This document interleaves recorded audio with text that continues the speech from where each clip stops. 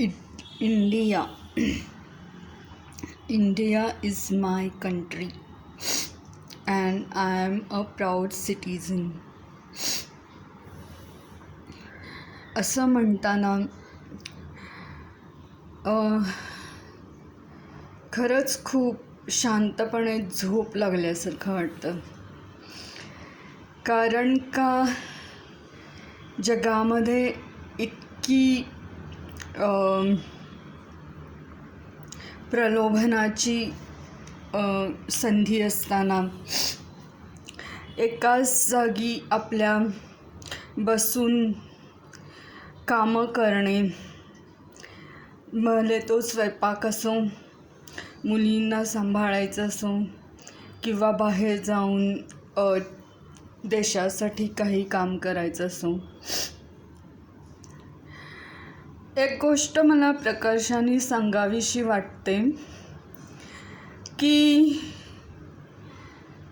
आजही भारतातल्या स्त्रियांच्या जागृती येणं खूप महत्त्वाचं आहे.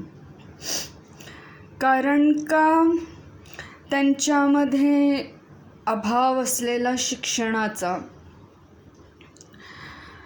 शैक्षणिक पातळीवरती भारतीय स्त्री खूप मागं पडते आणि मग त्यांना जगण्यासाठी वेगवेगळ्या प्रलोभनांचा आधार घ्यावा लागतो. जर का थोडंसं तिच्यामध्ये धाडस असेल, जगण्याची निधडपणा असेल, तर मला वाटतं की बऱ्याचशा गोष्टी ती हाताळू शकेल. पण अजूनही इतक्या संधी उपलब्ध करून देऊनही शिक्षणाच्या मुलींना ती लग्न करणंच जास्त पसंत करते. याला काय कारण असावं नक्की ते जरा उमजतं. पण लग्न करून पण, संसार करून, मुलं सांभाळून पण आपल्याला करिअर उत्तमपणे करता येतं आणि ती फक्त एक स्त्रीच करू शकते. पुरुषासाठी ह्या गोष्टी खूप अवघड असतात. तसं स्त्रीला हे वरदान लाभलेलं आहे असं वाटतं. काही गोष्टीमध्ये अजून पुढं जाऊन असं सांगावं वाटतं की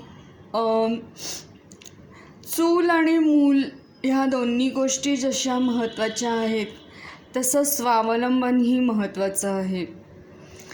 स्वावलंबन असलेली स्त्री कमी गुन्हेगारी प्रवृत्तीची असते.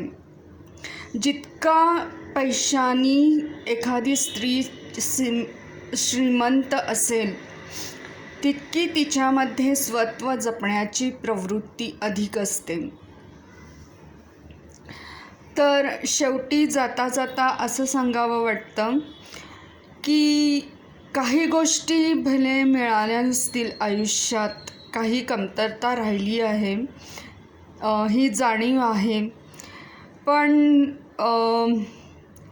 एखाद्याने प्रसिद्धी मिळवणं, एखाद्या स्त्रीनी प्रसिद्धी मिळवणं म्हणजे काय त्याच्यासाठी त्याग करावा लागतो ह्याची मला आज पूर्णपणे जाणीव आहे.